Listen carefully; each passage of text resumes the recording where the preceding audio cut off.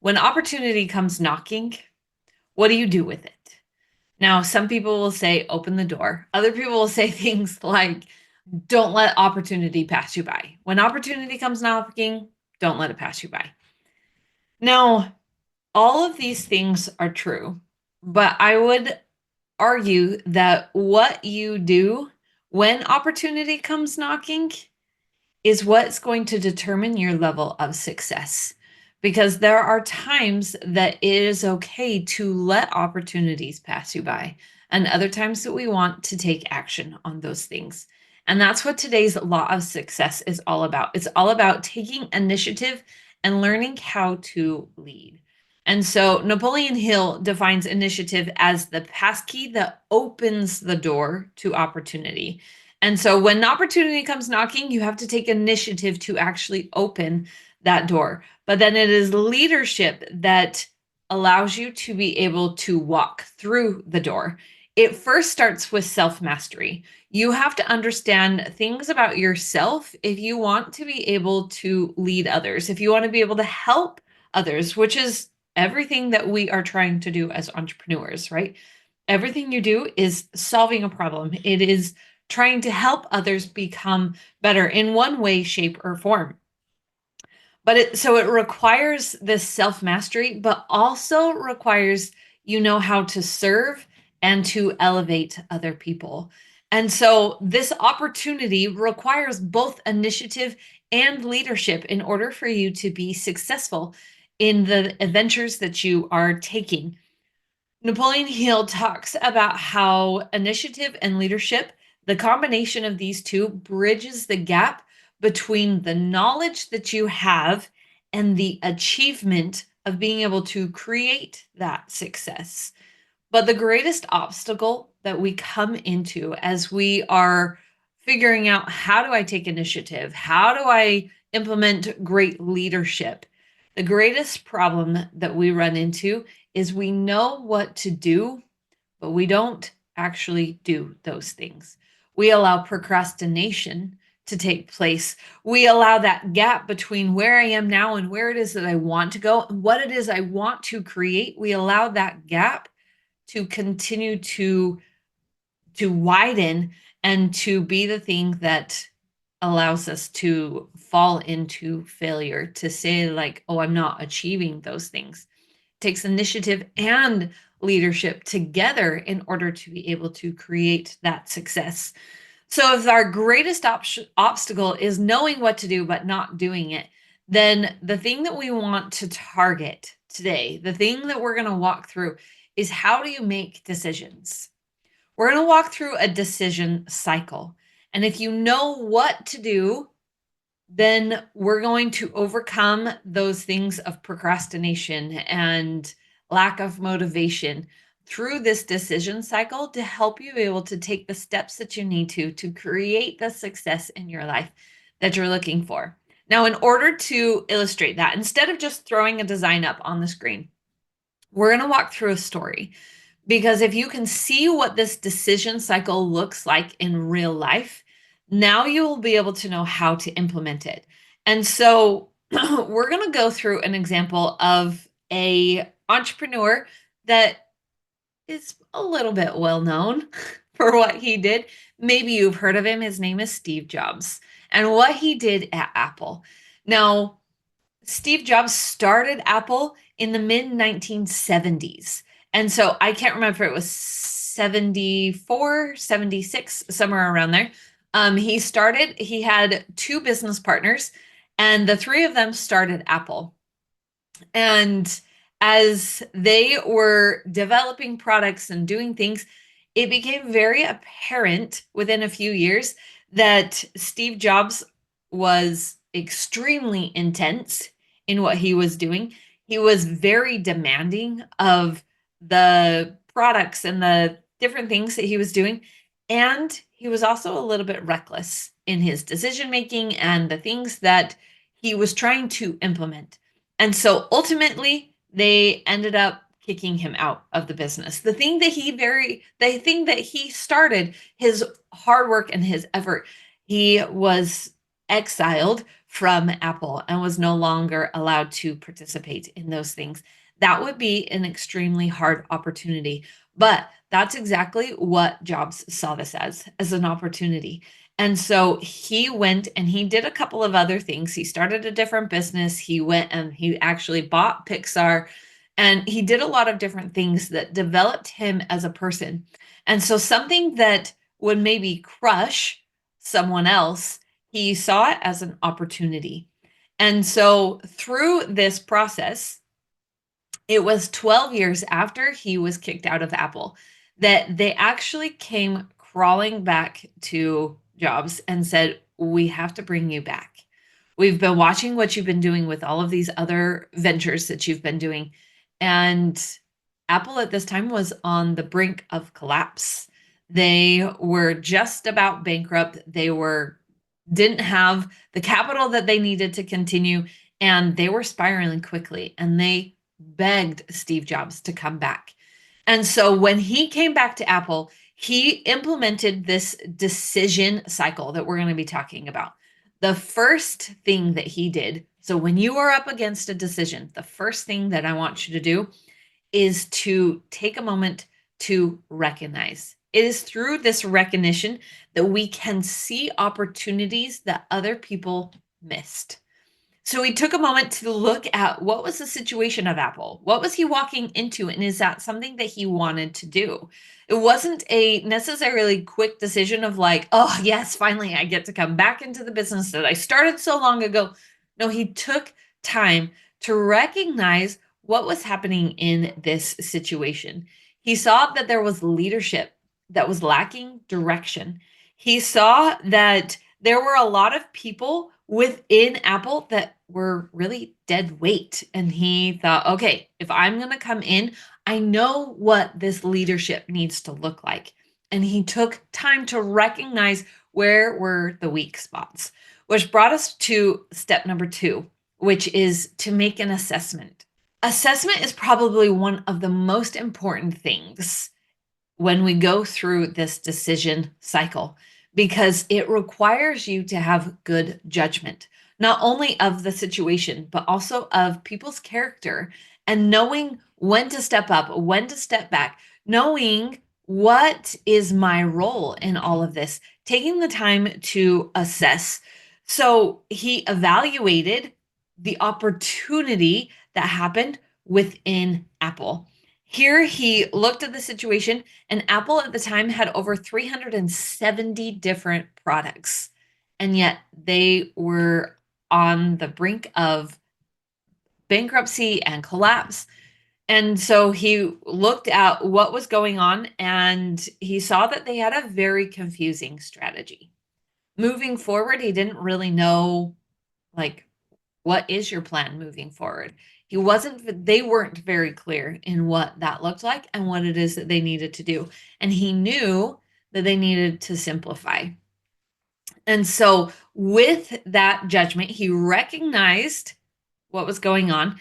He assessed the different things. How often, when we are faced with a decision, do we take a minute to assess? Now, this assessment didn't take him months and months and months. As entrepreneurs, we know that things move quickly and decisions need to be made. But if we skip this piece of assessment, if we skip this piece of going through and determining what are my opportunities and do I have good judgment as I'm walking through all of this? If I make this decision, is it going to lead me to these things? Now, we may not always know exactly what's going to happen. And at this point, Steve Jobs didn't know if Apple would be successful or not. But he had the wisdom in order to say, I think I know what's going to happen here. And I know what I am capable of doing. Going back to what we talked about in that lesson of self-confidence. If you haven't listened to that law of success around self-confidence, go back and listen to that, because that is what made this assessment piece so effective. Having that good judgment and knowing what he was capable of doing allowed him to be able to take those steps to move forward. Because the third piece in this cycle is to make a decision. When you have a clear decision and you can take the things that you said based off of the assessments that you just made, that is what allows us to take and transform something that wasn't working before into something that is going to work for you. Steve Jobs came into Apple and he said, okay, I'm going to take this. But he also said there's going to be people who are out. There are products that we're just not going to do anymore. In fact, he took them from over 370 products down to four. Four products is all he kept. And in that process, he went and simplified everything. He also brought in key players. He knew where Apple was lacking, and he brought in players that he knew would be able to step up. He knew they were A players that would do the things that Apple needed to do in order to continue to survive. He made the decision about, all right, we're going to go ahead and do this. And once he committed to that, he never looked back. Never second guessed that decision. Never waffled on like, well, maybe if we do this and maybe if we do that. He made a decision and he stuck with it, which leads us to the fourth step, which is to act. You have to act on those decisions. This is where procrastination comes in, and people will second guess those decisions and, oh, I don't know if that's the right one. Make a decision and stick to it, but then take the next piece and act on it. When you take quick action, there's been a lot of research that have shown if you can take action within 30 seconds of making the decision, you are far less likely to spin in procrastination or second guess your decisions. That doesn't mean you have to implement right away, but if you can take action on something, even as much as writing things down on a calendar or taking notes of what is my action plan and what is it that I'm going to do so I can implement those things tomorrow morning or next week or when it's appropriate, but take action on something within 30 seconds of making the decision, and you will notice that that procrastination ends up just disappearing, and you don't struggle with that because you've made a decision, you've taken action on it, and now the plan is already in place. And so what Steve Jobs came in and did is he streamlined the process because now they only had four products. They weren't so divided in all of the different things. And so he streamlined their operations, which also meant that he laid off thousands of people. This process, he laid off so many people because there was so much extra dead weight and baggage. And so look at the decisions that you're making and look at what things do I need to fire? What dead weight do I need to get rid of? That may not be people. You may not have thousands of people to lay off, but do you have thoughts in the process that need to be fired?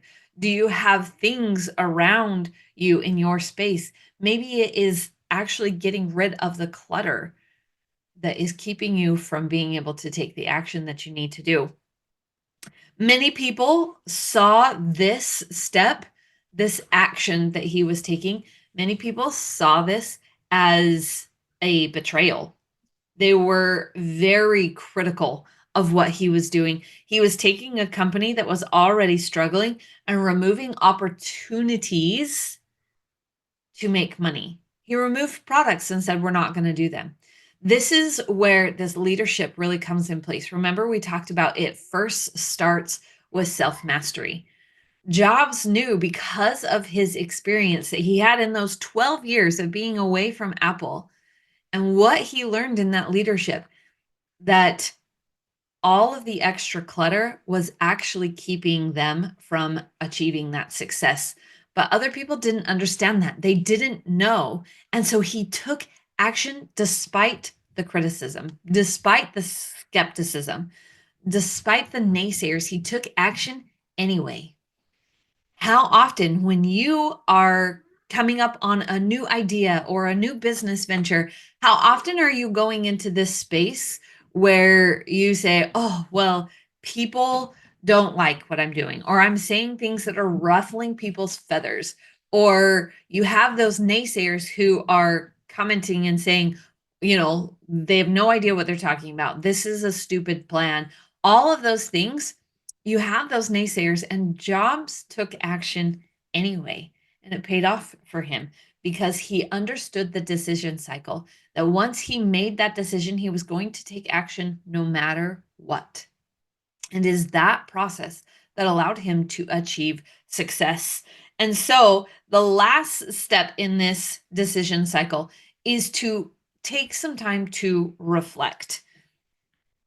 Jobs learned some things from being kicked out of Apple the first time, from the other businesses he started, which was called Nextco, I think, something like that. And then in the purchasing of Pixar, he learned what he needed, and he had the time to reflect on what are the things that I want to recreate because of the outcomes that I had previously. What did I learn from the failures of being kicked out of Apple before? What things did he learn about that allowed him to apply into this next venture? He took the time to say, I ignored these opportunities because those opportunities were actually keeping me from the success that I want to create. This reflection is critical in order to be able to create success. If you don't take the time to reflect on the success that you want and the failures that you've had previously, then you're going to end up repeating the same behaviors that led to failure, which is why so many people struggle achieving success, because they don't take the time to reflect on the things that create success, to avoid the things that led to failure. If you don't take the time to reflect, you're never going to get to where you want to go. This reflection is absolute key in order to be able to create the success that you're looking for. In fact, Jobs said that deciding what not to do is just as important as deciding what to do. And so, what were the things that Jobs learned in these 12 years away from Apple that allowed him to create this success moving forward in Apple? Not only did he bring Apple from the brink of bankruptcy and collapse to being successful, but he transformed them into one of the most well known companies in our day. That's an incredible thing. Hardly anybody knew what Apple was in the 1980s. And those that did recognized that it was kind of a train wreck, and no one wanted anything to do with it. And now more people than not have an Apple product sitting in their back pocket, sitting on their desktop, in their living rooms. They have Apple everywhere because of the initiative and leadership of Steve Jobs. So, what did he learn about leadership in this process? First, he learned patience and vision. If you don't know where you're going, if you don't know what it is that you want to create. Now, Jobs may not have known that he wanted to create the Apple TV that was going to connect with your Apple computer, that was going to connect with your phone. He may not have been that clear in his vision, but he knew he needed to simplify, and he needed to have something that would be desired or in the hands of American people all over, and not only in America, but in the world. He knew that he had the ability to create because he had great people. He used that judgment, and he said, I have an amazing engineers on this team. I have an amazing group of people that can propel this forward, that we can be innovative and provide something that is going to change the world. He knew what it is that he wanted to create. He didn't know the details, but he knew where he wanted to be. And that vision and patience in achieving that vision allowed him to get there. He knew that he needed to take action. Patience isn't sitting back and not doing anything. It's not taking action. Patience is, I know what it is that I'm going to create, and I'm moving towards that, and patience in the process. He learned the art of collaboration. Now, collaboration isn't always like, let's sit arm in arm and create this together. What he did is he brought people into his space that were better at those things than he was. He brought in better engineers, people who could think bigger and weren't stuck in the same cycles that were happening before. He brought in people that knew what it meant to innovate, to think differently, to story tell around the possibilities of what was going to happen in the future. He brought in people into that space that were smarter than him, were brighter than him, and he knew how to lead people who were smarter than him. And that's why this discussion on leadership is so, so important. We're going back to, do you know what it is that you want? What is your desired outcome? We've talked about that in this law of success. Do you know what it is that you want? This part of collaboration and bringing people in. We've talked about that in these laws of success. Steve Jobs was following this path. He knew exactly what he needed to do, but he needed the opportunities to make the decisions, to implement that decision cycle. And he had to learn the lessons along the way. The third thing that Jobs did when he was learning about leadership was the importance of simplification. When we come in and we are confused about what we're doing, where we're going, and why we're doing it, it keeps us from achieving those things. Simplify the things that are happening. In today's world, we have so many things at our fingertips, especially with the development of AI. You can throw in prompts and get a million different directions that you need to go. Simplify the things that are going to get you to the success that you desire.